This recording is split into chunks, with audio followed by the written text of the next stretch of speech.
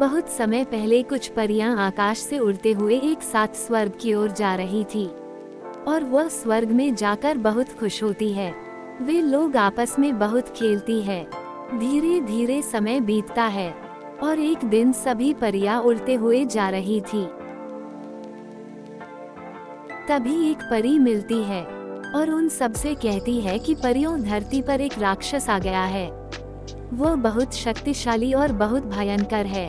उससे सभी धरती वाले डरे हुए हैं और वो सब भाग रहे हैं। तभी सभी परियां मिलकर इकट्ठा होती है और कहती है कि उस राक्षस से धरती वाले को बचाना होगा, राक्षस को मारकर भगाना होगा। सभी परियां धरती पर आती है और मिलकर उस राक्षस को खोजती है। राक्षस को पता चलता है कि परियां धरती पर आ गई है, तो वह राक्षस दौड़ते दौड़ते जंगल के एक भयानक गुफा में जाकर छिप जाता है। इधर परियां राक्षस को खोजती है और नहीं पाती है, तो वह स्वर्ग लोक चली जाती है। लेकिन एक परी नहीं जाती है, वह जंगल में राक्षस को खोजने चली जाती है। तभी राक्षस गुफा में से निकलता है। राक्षस कहता है, अब मैं स्वर्ग लोक पर आक्रमण करूंगा। इधर परी पेड़ के पीछे छिपकर देख लेती है और उसकी सारी बातें सुन लेती है और डर जाती है। वह उड़ते हुए स्वर्ग लोक जाती है और सारी बातें परियों से बताती है। तभी राक्षस आकाश में उड़ते हुए स्वर्ग लोक जाता है। अचानक एक परी उसके रास्ते में आ जाती है। परी राक्षस को देखकर डर जाती है और भागने लगती है।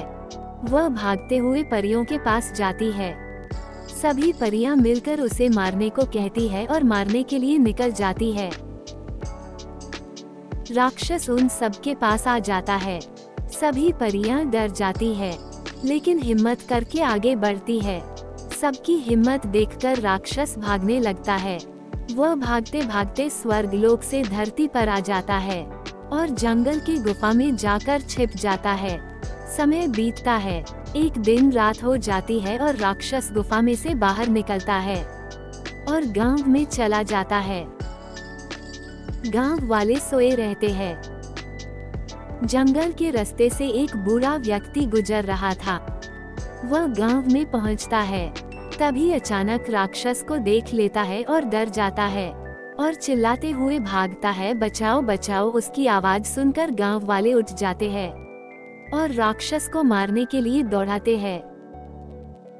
राक्षस भागते भागते जंगल में चला जाता है और कभी लौटकर गांव में नहीं आता है।